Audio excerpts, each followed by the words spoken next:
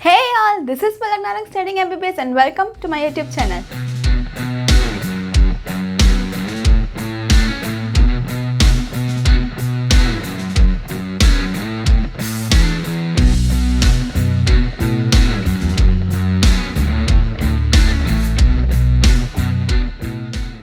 आज हम लोग थर्ड लेक्चर से स्टार्ट करेंगे ऑफ ट्रांसपोर्ट इन प्लांट्स में, जिसमें हम पढ़ेंगे लॉन्ग डिस्टेंस ट्रांसपोर्ट के बारे में। पिछले दो लेक्चर्स में हम लोग ने सारे के सारे शॉर्ट डिस्टेंस ट्रांसपोर्ट कवर कर लिए थे, जैसे डिफ्यूजन हो गया, ऑस्मोसिस हो गया, जो भी है एक्स्ट्रा चीज़ें, वाटर पोटेंशियल, वो सब हम लोग ने कवर कर ली। इस लेक्चर में हम स्टार्ट करेंगे लॉन्ग डिस्टेंस ट्रांसपोर्ट से। अब अगर आप कोई भी वाइट कलर का फ्लावर है, उसको अगर कलर्ड पानी के अंदर रखेंगे, जो वाइट नहीं है दूसरा कोई कलर हो, तो वो जो कलर है वो फ्लावर के अंदर दिखने लगेगा। मतलब वो जो कलर है वो कहीं ना कहीं से वो फ्लावर तक पहुंच रहा है, ट्रांसपोर्ट हो रहा है। तो वो जो ट्रांसपोर्ट हो रहा है ना, जब हम उसका क्रॉस सेक्शन देखेंगे तो हमको दिखेगा कि जाइलम के थ्रू ट्रांसपोर्ट हो रहा है। वो कलर का प्रॉपर हम लोग डिमार्क कर पाएंगे। तो हम वही पढ़ने वाले हैं इस लेक्चर में, लॉन्ग डिस्टेंस ट्रांसपोर्ट। अब शॉर्ट डिस्टेंस ट्रांसपोर्ट हम लोग ऊपर प्लांट तक क्यों नहीं पहुंचा सकते? क्योंकि पहली बात तो वो शॉर्ट डिस्टेंस ट्रांसपोर्ट है, डिफ्यूजन वगैरह, तो वो लॉन्ग डिस्टेंस कैसे करेगा। दूसरी बात, वो बहुत ही स्लो प्रोसेस है। अगर इतनी स्लो ऊपर पानी गया तब तक तो हो गया काम खत्म। इसलिए हम लोगों को क्विक चाहिए, जो कि हम लोग उसलिए लॉन्ग डिस्टेंस ट्रांसपोर्ट यूज़ करते हैं। तो लॉन्ग डिस्टेंस ट्रांसपोर्ट दो तरीके से हो सकता है, एक बल्क मूवमेंट और एक मास फ्लो, जो कि होता है प्रेशर डिफरेंस के थ्रू। नीचे और ऊपर में प्रेशर का डिफरेंस आ जाता है, इस वजह से ट्रांसपोर्ट होता है, जिसको हम डिटेल में पढ़ेंगे आगे मंच हाइपोथेसिस में। तो वो तब के लिए छोड़ दो। अभी बल्क मूवमेंट कैसे होता है, वो दो तरीके से हो सकता है, एक नेगेटिव हाइड्रोस्टैटिक प्रेशर और एक पॉजिटिव हाइड्रोस्टैटिक प्रेशर। एक नेगेटिव और दूसरा पॉजिटिव।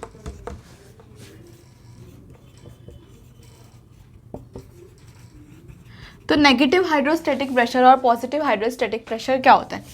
सबसे पहले तो इसका एग्जाम्पल ले लो, ट्रांसपिरेशन, तो उससे ज़्यादा जल्दी समझ में आएगा। और दूसरा रूट प्रेशर। ठीक है, तो ट्रांसपिरेशन में नेगेटिव हाइड्रोस्टैटिक प्रेशर क्या हो? नेगेटिव हाइड्रोस्टैटिक प्रेशर वो होता है जो वहाँ लग रहा होता है जहाँ पे पानी नहीं है। यानी कि एक और एग्जांपल से आप समझोगे, जैसे कि हम लोग सक्शन थ्रू स्ट्रॉ,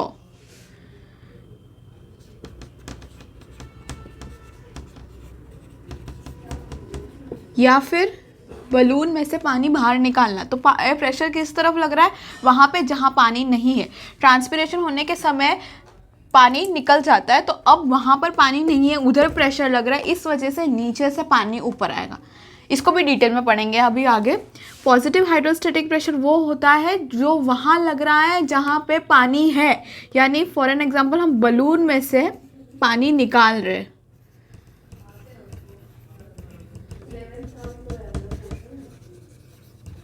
तो वो हुआ हमारा positive hydrostatic pressure. Negative hydrostatic pressure वो होगा जहाँ पानी नहीं है उधर लग रहा है, और पॉजिटिव जहाँ पानी है उधर लग रहा है। इसका एग्जांपल है ट्रांसपिरेशन पूल, इसका एग्जांपल है रूट प्रेशर। अगला जो हम स्टार्ट करेंगे वो हम ये देखेंगे, how do plants absorb water. Plants कैसे वाटर को अब्जॉर्ब करते हैं। उससे पहले मैं एक बात बता दूं कि जाइलम और फ्लोएम से जो वाटर का ट्रांसपोर्ट होता है उसको हम लोग बोलते हैं ट्रांसलोकेशन। ठीक है, एक और मुझे करेक्शन करनी थी। मैंने शायद फर्स्ट लेक्चर में जो बोला था ना, शॉर्ट डिस्टेंस ट्रांसपोर्ट में मैंने आपको एपोप्लास्ट और सिम्प्लास्ट लिखवाया था, जबकि उसको करेक्ट कर लो, वो लॉन्ग डिस्टेंस ट्रांसपोर्ट में आता है। उस समय मेरे से गलती हो गई थी। अब हम लोग एपोप्लास्ट और सिम्प्लास्ट चालू करें उससे पहले दो डायग्राम है वो बनाते, फिर मैं आपको एक्सप्लेन करूँगी।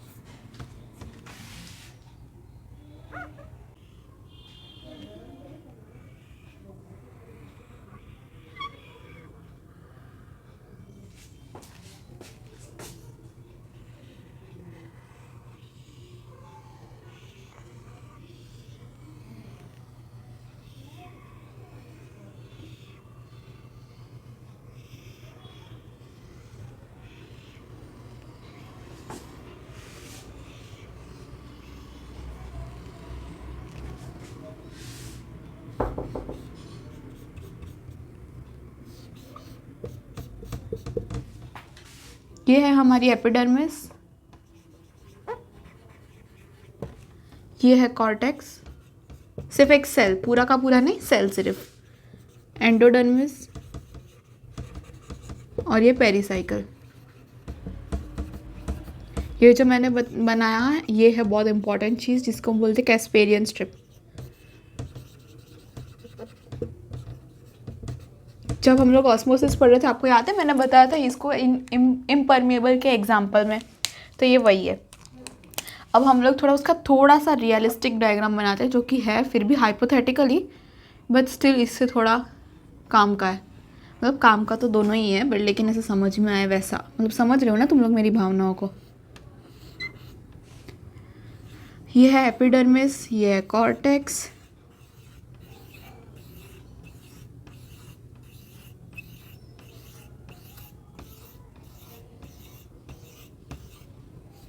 अब जो मैं बना रही हूँ है एंडोडर्मिस,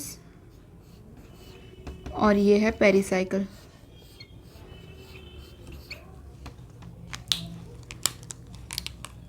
ये हमारी रूट हेयर, एपिडर्मिस, कॉर्टेक्स,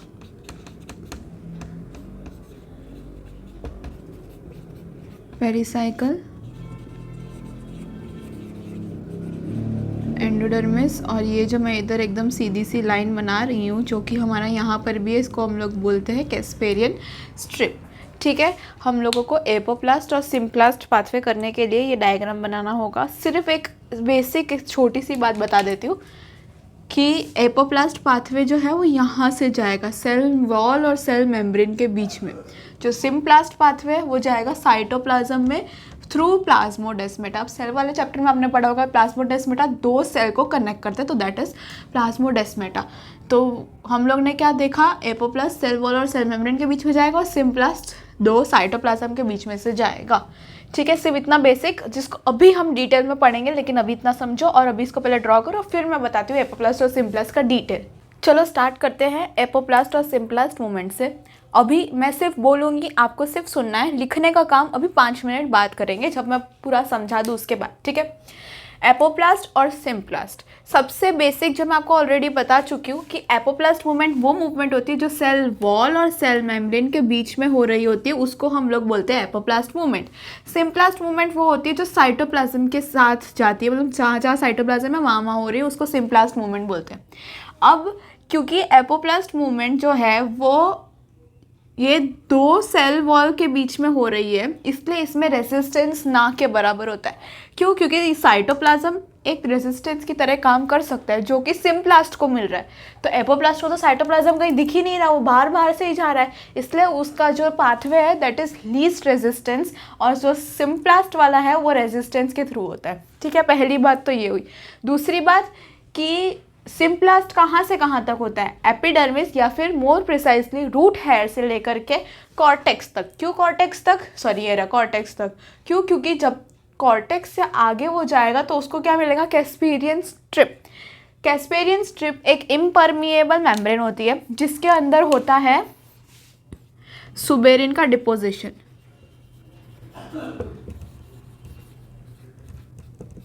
और सुबेरिन क्या होता है, एक वैक्स लाइक सब्सटेंस होता है।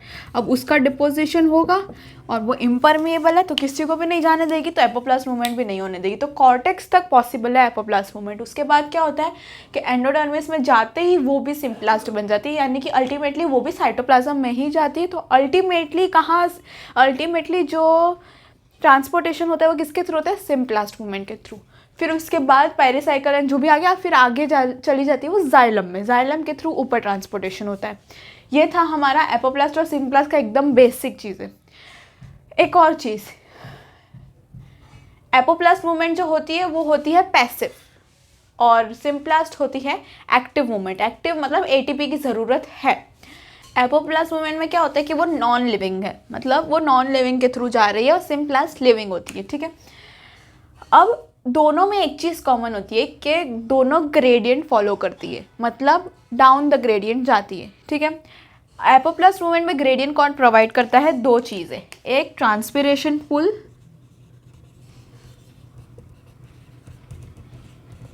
अगर आपको याद है तो ट्रांसपिरेशन पूल में मैंने अभी बताया था नेगेटिव हाइड्रोस्टैटिक प्रेशर लगता है। दूसरा एडहेशन और कोहेशन। क्यों वो एपोप्लास्ट मूवमेंट क्यों ग्रेडियंट के थ्रू जाती है? क्योंकि उसमें ये दो तरीके के फोर्सेस लग रहे होते हैं। पहला है ट्रांसपिरेशन पुल। ट्रांसपिरेशन पुल में क्या हो रहा है कि ऊपर जहाँ लीफ है वहाँ से पानी निकला है, पानी निकला तो वहाँ पे पानी की कमी हो गई है, तो अब उसको क्या चाहिए होगा, नीचे से पानी चाहिए होगा, तो वो नीचे से पानी ऊपर लेता जाएगा लेता जाएगा लेता जाएगा लेता जाएगा, अल्टीमेटली फिर रूट हेयर से पानी जाएगा। तो ये टाइप का प्रेशर जो है वो लगता है एपोप्लास्ट में। दूसरा adhesion cohesion pressure. Adhesion pressure वो होता है, एडहेशन वो होता है जो वाटर और जाइलम के बीच में लग रहा है। वाटर मॉलिक्यूल्स जो जाइलम के ऊपर अटैच मतलब ऐसे थोड़े चिपके हुए रहते हैं ना, वो होता है। अगर ये जाइलम है तो इस पे वाटर थोड़ा ऐसे चिपक रहता है, तो उस वजह से वो एडहेशन प्रेशर है। कोहेशन वो जो वाटर मॉलिक्यूल्स के बीच में आपस में लग रहा होता है उसको हम लोग बोलते हैं कोहेशन। इसकी मदद से भी एपोप्लास्ट मूवमेंट होता है। दूसरा सिम्प्लास्ट अगर बात करें तो सिम्प्लास्ट में क्या होता है कि वो एक एक्टिव ट्रांसपोर्ट करता है पहली बार, दूसरा वो लिविंग होता है। ठीक है, ये तो मैंने बता दिया। अब एक एग्जाम्पल होता है उसका सबसे अच्छा दिया हुआ है, हाइड्रिला एग्जाम्पल होता है। और मूवमेंट कहाँ जा रही है, down the concentration gradient. Same वो एपोप्लास्ट में भी थी। ठीक है, एक एग्जाम्पल है, जैसे कुछ यंग प्लांट्स और यंग लीव्स वगैरह जो होते हैं उनके अंदर क्या है कि वो डायरेक्टली रूट हेयर से जाइलम में जाता है पानी। तो उसमें अब क्योंकि डायरेक्टली जाइलम में जा रहा है उसमें कोई भी कैस्पेरियन स्ट्रिपेनॉल कुछ नहीं है, तो वो अल्टीमेटली क्या कर रहा है, एपोप्लास्टिक मूवमेंट कर रहा है। एपोप्लास्टिक मूवमेंट यानी नॉन लिविंग मूवमेंट, वो एक एग्जाम्पल है, वो एक एक्सेप्शन है कह लो। और एक बात कि कुछ ऐसे सिम्बायोटिक एसोसिएशन शो करते हैं जैसे कि माइकोराइजा।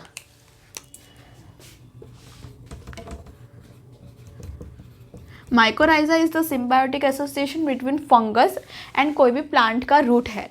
तो यूजुअली वो प्लांट जो होता है वो फॉर एन एग्जांपल पाइनस है जो कि जिम्नोस्पर्म का एग्जांपल है।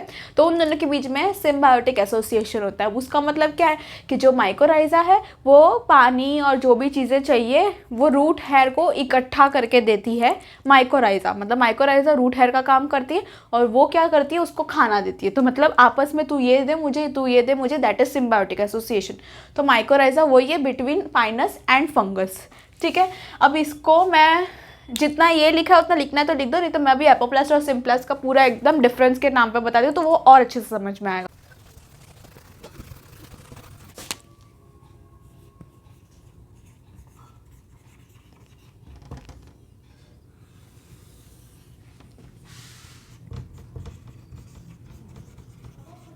हम क्या करेंगे, डिफरेंस पढ़ेंगे कि एपोप्लास्ट और सिम्प्लास्ट में क्या क्या होता है। बिल्कुल बेसिक बोलूँगी पहले, जो 3-4 सबसे बेसिक पॉइंट्स है कि ये होता है नॉन लिविंग, ये होता है लिविंग, ये होता है पैसिव, ये होता है active. This occur from root hair to cortex. Symplast will occur again from root hair, तो जाएगा ही, रूट हेयर से लेकर के जाइलम तक जाएगा। रूट हेयर, कॉर्टेक्स, जाइलम पूरा जाएगा। कॉर्टेक्स के बाद क्या एंटर हो जाएगा, एपोप्लास्ट वाला भी सिम्प्लास्ट बन जाएगा। अब ये ग्रेडियंट को फॉलो करते हैं और ये भी ग्रेडियंट को फॉलो करते हैं, फॉलोज द कंसंट्रेशन ग्रेडियंट। ये क्यों फॉलो कर पाते हैं, बिकॉज ऑफ ट्रांसपिरेशन पुल।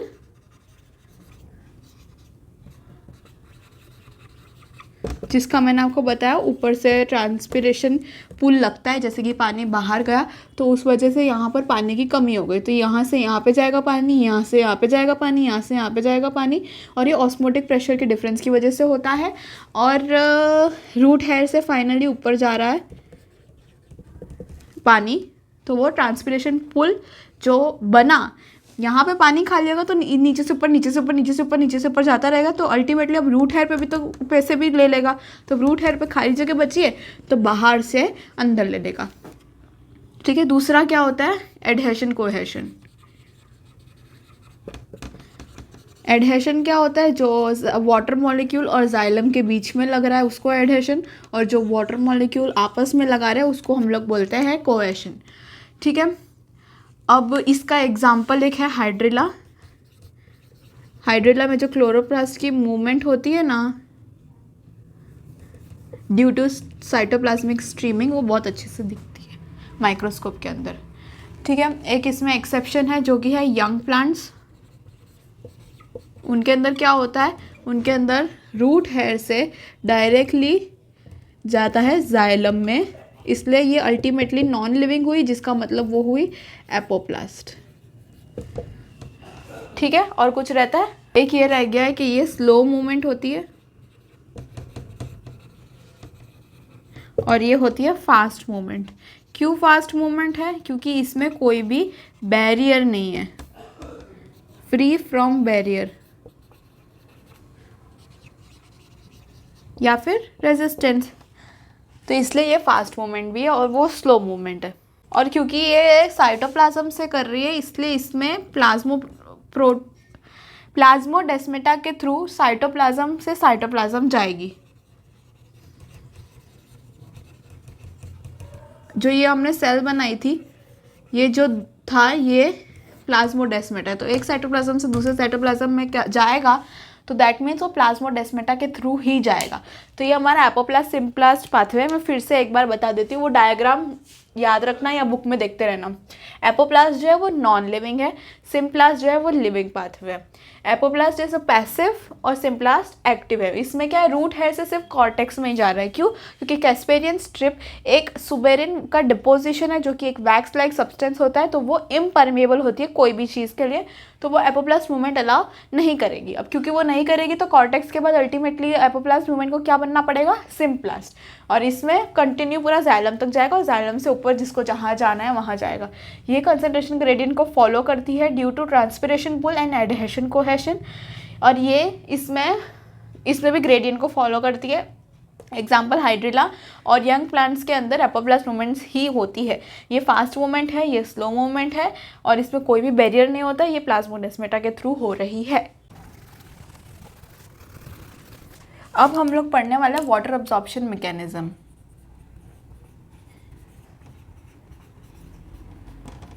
और अब आपको आएगा मज़ा। क्यों, क्योंकि अब हम लोग ने जो भी चीज़ पढ़ा सब हम लोग कनेक्ट करेंगे तो आपको ज़्यादा अच्छे से समझ में आएगा। दो तरीके से वाटर अब्जॉर्ब हो सकता है, एक पैसिव अब्जॉर्प्शन और दूसरा है एक्टिव अब्जॉर्प्शन।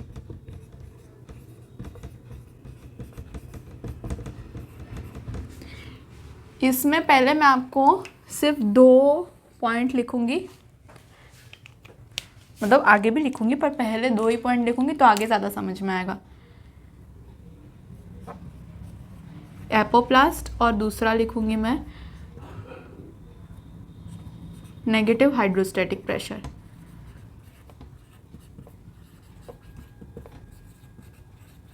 इधर लिखूंगी सिम्प्लास्ट और इसी का अपोजिट यहाँ पे नेगेटिव है तो इधर आ जाएगा पॉजिटिव हाइड्रोस्टैटिक प्रेशर।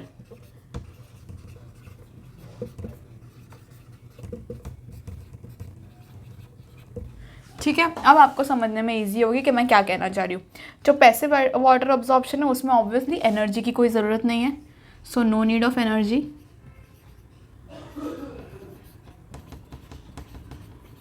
अब एक्टिव वाटर अब्जॉर्प्शन है तो उसमें एनर्जी की ज़रूरत है, तो एनर्जी ज़रूरत है पर लेकिन कहाँ से आ रही है एनर्जी? एनर्जी कम्स फ्रॉम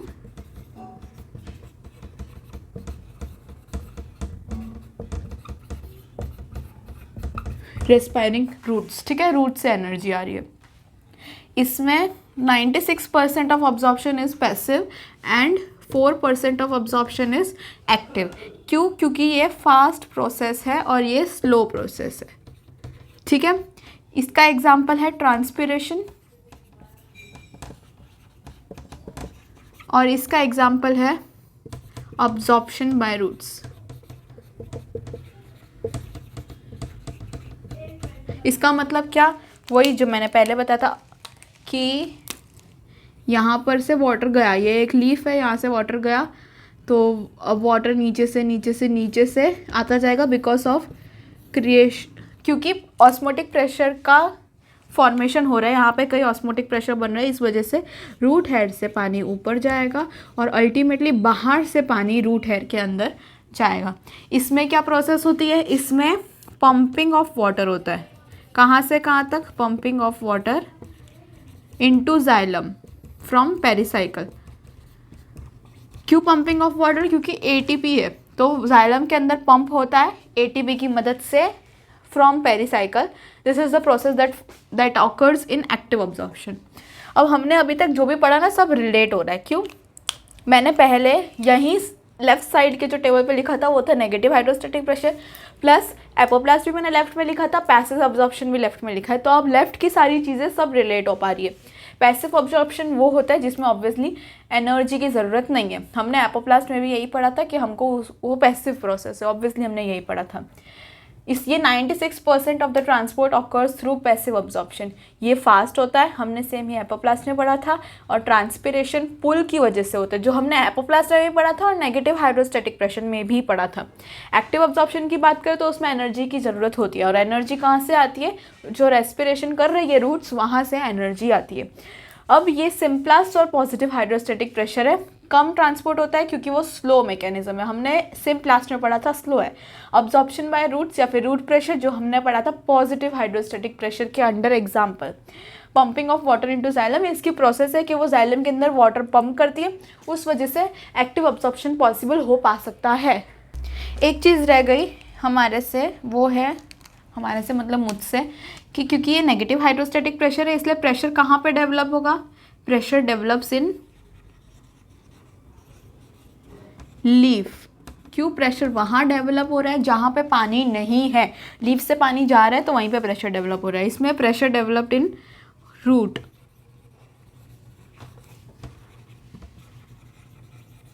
ठीक है, इसमें transpiration pull play a major role.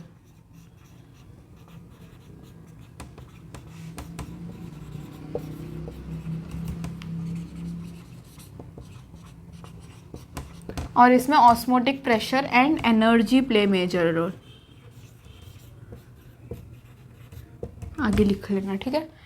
तो बस कुछ नहीं, ये तीनों चीज़ कनेक्ट हो रही है, एपोप्लास्ट, सिंपलेस्ट, हाइड्रोस्टैटिक प्रेशर और अब्जॉर्प्शन की टाइप। मैं फिर से एक बार बोलती हूँ, पैसिव अब्जॉर्प्शन और एक्टिव अब्जॉर्प्शन, दो टाइप की अब्जॉर्प्शन है वाटर की जो पॉसिबल हो सकती है। पैसिव अब्जॉर्प्शन वो होती है जिसमें हम लोगों को एनर्जी की ज़रूरत नहीं है, इसलिए तो हम पैसिव बोल रहे हैं। ये एपोप्लास्ट और नेगेटिव हाइड्रोस्टैटिक प्रेशर से होती है। 96% of the transport occurs through passive absorption, fast होता है इसलिए। और इसमें ट्रांसपिरेशन इज एन एग्जाम्पल, जो कि ऊपर लीफ में से खाली हो रही है, इसलिए प्रेशर कहाँ पे लग रहा है, pressure is developed in leaf. Leaf में प्रेशर डेवलप होता है, इस वजह से पानी ऊपर ऊपर ऊपर आया जा रहा है और फिर फाइनली रूट हेयर के अंदर बाहर से जाएगा। Transpiration pull play a major role.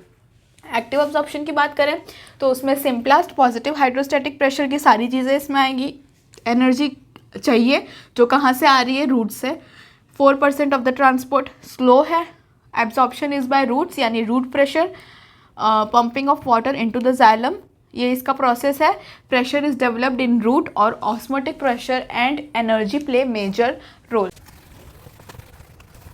अगला और लास्ट टॉपिक हम पढ़ेंगे factors affecting water absorption.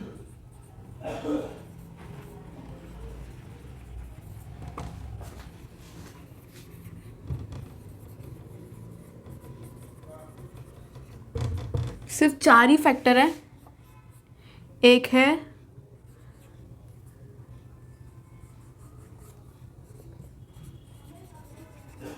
Available soil water, दूसरा है सॉइल एयर, तीसरा है कंसंट्रेशन ऑफ सॉइल और चौथा है सॉइल टेम्परेचर। ये 4 चीज़ें हैं जो इफ़ेक्ट करती है वाटर के अब्जॉर्प्शन को। अवेलेबल सॉइल वाटर, अगर सॉइल के अंदर जो वाटर अवेलेबल है वो ज़्यादा होगा तो वाटर अब्जॉर्प्शन क्या होगी, ज़्यादा होगी, तो it is directly proportional to water absorption. Soil air अगर ज़्यादा है तो भी directly proportional to water absorption. अब अगर वो सॉइल एयर है उस जगह पे अगर पानी भर गया हो, जितनी सॉइल है उतना उतना पानी भर गया हो तो उसको हम लोग बोलते हैं वाटर लॉजिंग। और water logging can lead to physiologically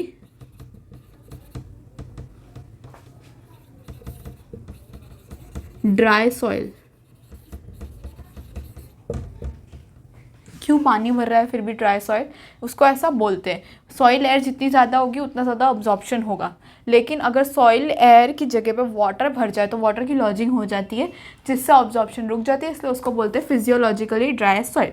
concentration of soil, अब जितनी ज़्यादा सॉइल की कंसनट्रेशन बढ़ेगी उतना ज़्यादा अब्जॉर्प्शन कम होगा, और बहुत ज़्यादा अगर कंसनट्रेशन हो गई तो फिर उसका मतलब it also becomes physiologically dry soil.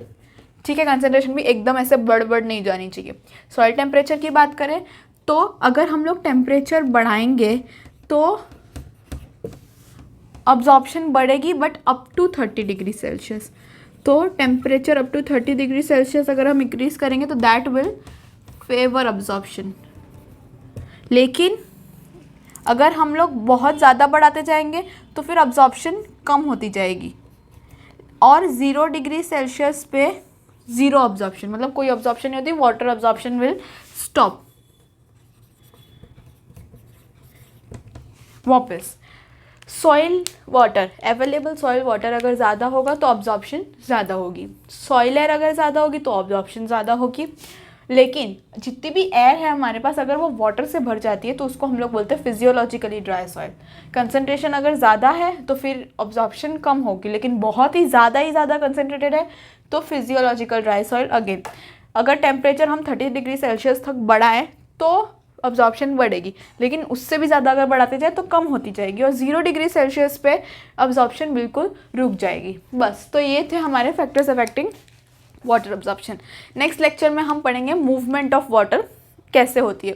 मुझे पता है आज का लेक्चर काफ़ी छोटा है नॉर्मल उससे, बट ऐसे ही बस छोटा है because I was not in a state of recording, और ये थोड़ा कन्फ्यूजिंग भी है। इसको पढ़ लेना तो क्या अगला लेक्चर ज़्यादा अच्छे से समझ में आएगा। बस इस लेक्चर को ख़त्म करती हूँ, ज़्यादा बाकी नहीं है, प्रोबेबली 2 या 3 लेक्चर में कंप्लीट हो जाएगा ट्रांसपोर्ट। तो खुद से पढ़ लो, उसको पढ़ो, क्वेश्चन सॉल्व करो और करते रहो क्वेश्चन सॉल्व, तो ही आएगा आपको, नहीं तो खुद से नहीं पढ़ोगे तो फिर ये मेरा वीडियो बनाने का कोई मतलब ही नहीं है। तो बस यहीं पे लेक्चर ख़त्म करते हैं। I will video in my next one, till then bye bye.